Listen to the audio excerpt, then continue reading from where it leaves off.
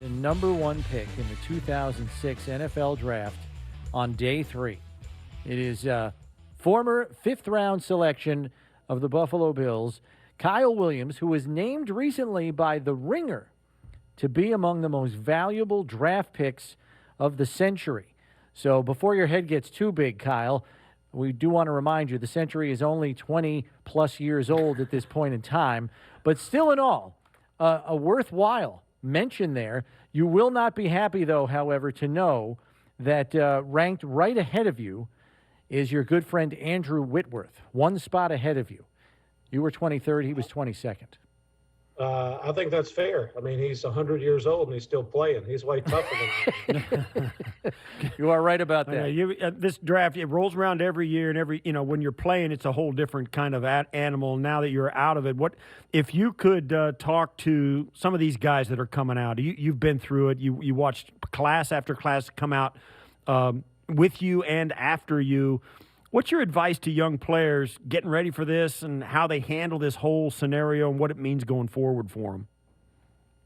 Really, just about your draft status is only where you begin in this league. It's not the end all be all. Your story is not told the night that your name gets called or doesn't get called.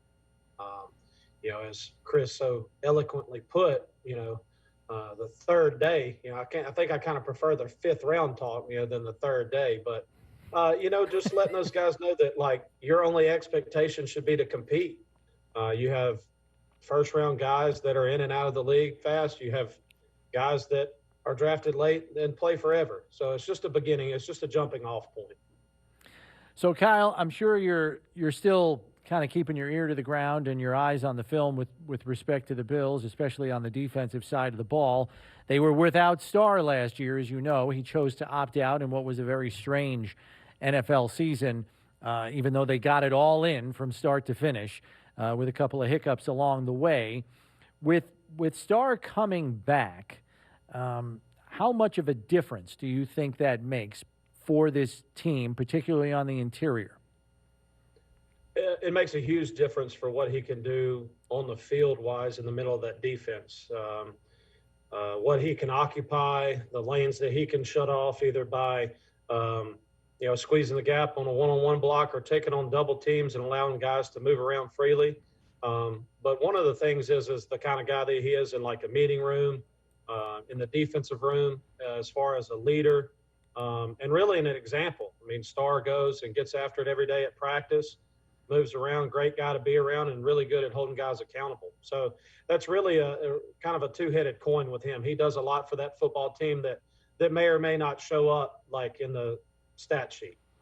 One of the things that happened this offseason, and it seems a long time ago for us, we talk about these guys every day, but Brandon Beane managed to re-sign Matt Milano. We didn't think that would be possible. He re-signed John Feliciano. We didn't think that would happen. And Darrell Williams, who had put together a one-year deal last year and really played extremely well at right tackle, they re-signed him. All these unexpected guys coming back to Buffalo, and all of them referred to the culture that made them, thrive in this environment.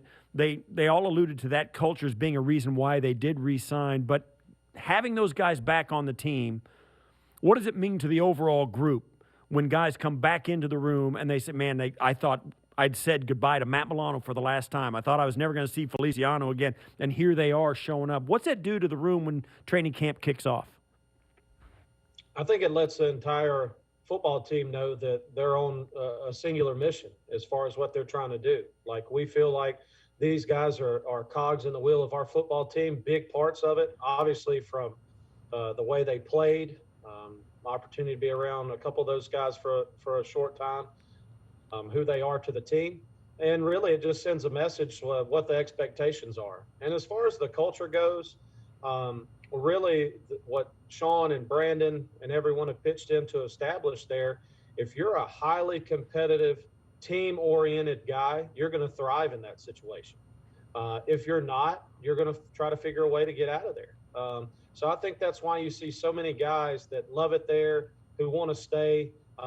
They're the kind of guys you want to root for and the kind of guys you want on your football team. Kyle, what do you remember about draft weekend when you were waiting to hear your name called? Do you remember like where you were, who you're with, all of that jazz? I was at home with my parents and a couple friends and my wife, just kind of riding it out, just seeing where how the chips were going to fall, where I was going to land. Um, I actually spoke with a radio show here in my neck of the woods last week, and going through the process, I don't think I ever spoke to anyone from Buffalo. Um, if I had had uh, a proverbial gun to my head and had to make a decision, I would have said that maybe that three or four other teams I thought would have been on their radar to draft me. I don't feel like I ever spoke to anybody in Buffalo. So you just never know what that day holds as far as who's going to call your name, what position you're going to get called, especially like when you get down in that portion of the draft. You're not really sure what's going on. When you look back on those days, how long did it take you when you got on the field? And I know there's a little apprehension. There was for me as a young player, probably a little bit different for you. But when you walk on the field and you walk in the room, you get on the field for the first practice. How long did it take before you knew you were going to be able to play at that level? It was going to go well for you. When did you get some confidence about your career going forward as a pro after you got drafted? Well, I'll be honest with you. As I'm going through the draft process and I'm seeing where these guys are rated or maybe where they're getting drafted, a lot of those guys I played against in college that went to SEC schools or did this. And I said, well, I played against this guy. I had some accolades coming out of college, all conference, all American things. I'm like, I don't understand. Like all of a sudden they're going to give him a different colored helmet and move him to a different town and I can't be successful. I don't know if that was arrogance, being naive, or really not going what was going, but it never really entered my mind that I wasn't going to be able to be successful about it. But I always knew that I was going to fall back on, I just want an opportunity to compete.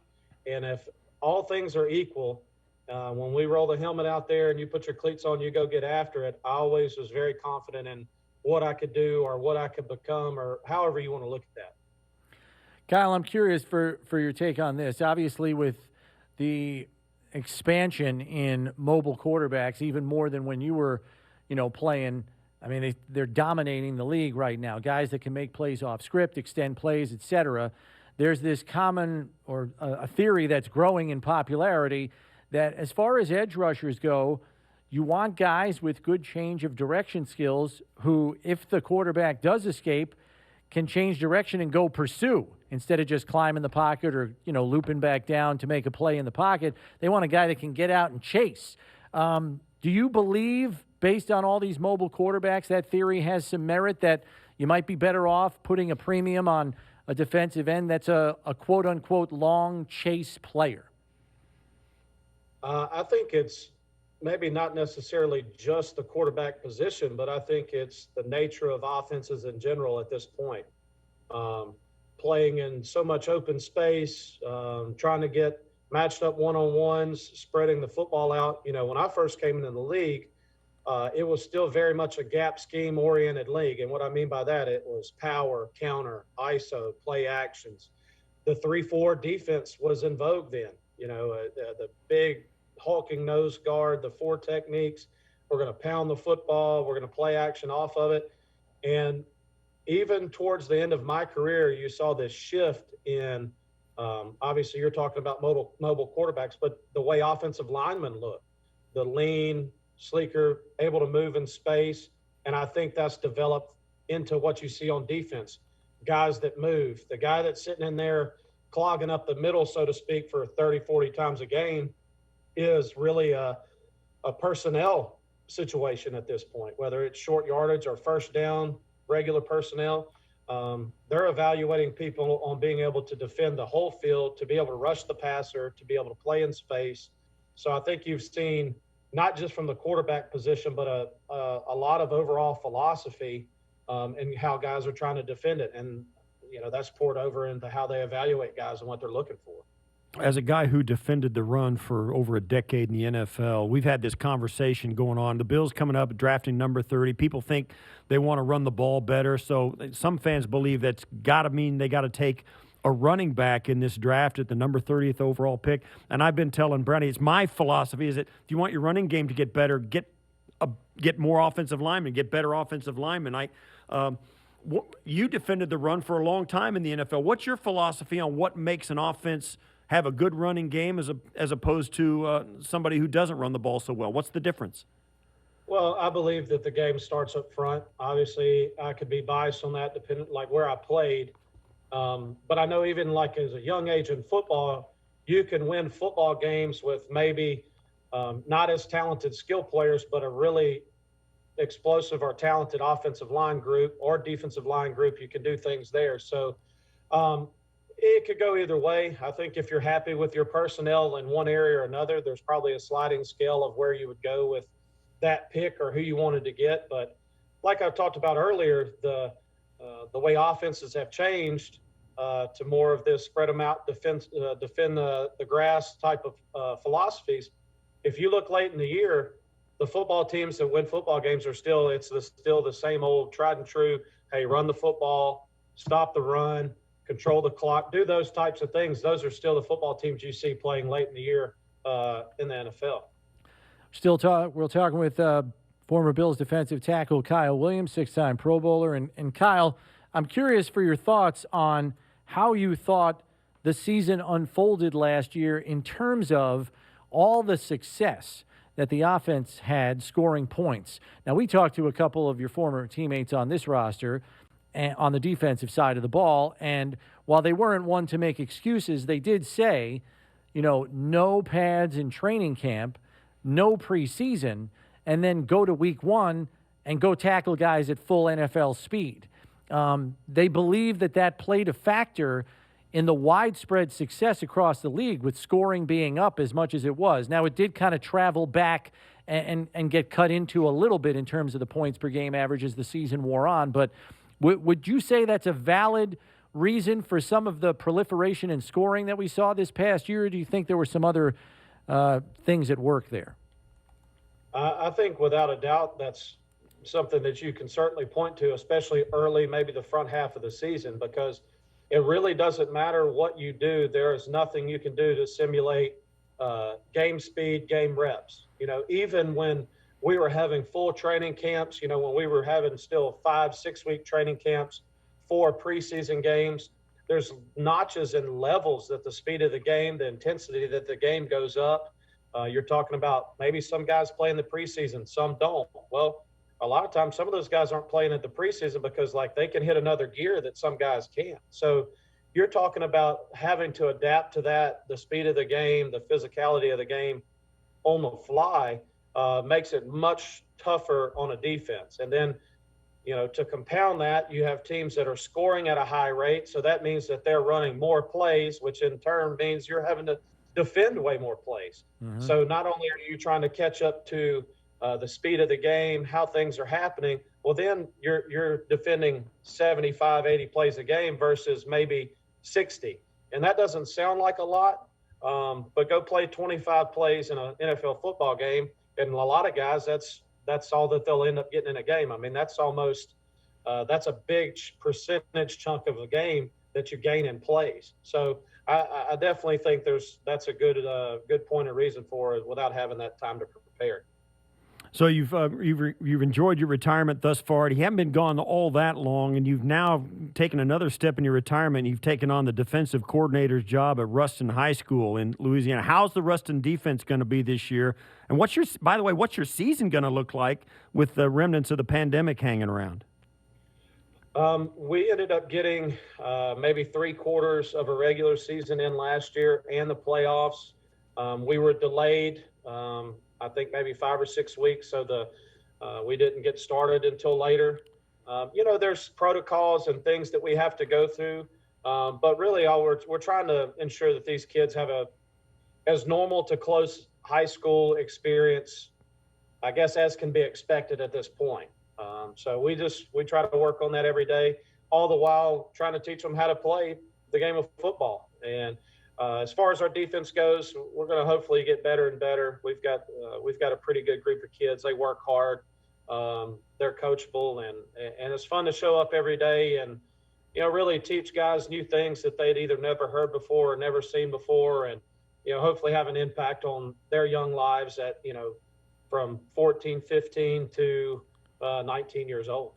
How did you handle that transition, Kyle? I know your coaches here very often would lean on you to kind of help pass along some wisdom at times to some of your fellow teammates here, especially in the latter half of your career. So was the transition relatively easy being on the other side of it wearing a coach's hat? Well, I really kind of got eased into it. I want to say eased into it because I had some different roles within the team while I was playing. But my first year out, doing some work with the team, being around through training camp and during preparation weeks. So really had an opportunity to get into it then and maybe get my feet wet. And here it's different. You're dealing with teenage kids that sometimes they're just having a bad day and they can't tell you why. They're just having a bad day. Where up there, it's you better be at your best every single day or we'll just send you on to the house. Like we'll get somebody else to come do it. So, and it's really that it's not that like that here, obviously, but it's been easy because I think the kids attack every day. They're having fun. And really, in my opinion, like being on a team, there's nothing like being on a team, being involved with a team, whether it's with these high school kids, NFL guys. There's always something special about a team and working together and trying to achieve a goal as a team. Well, Kyle, listen, thanks very much for the time. Good luck to the Bearcats when the season starts up again for next year. And be sure to say hi to the family for us. All right, guys. Will do. Good to see you. Thanks, Kyle. Take care, Kyle.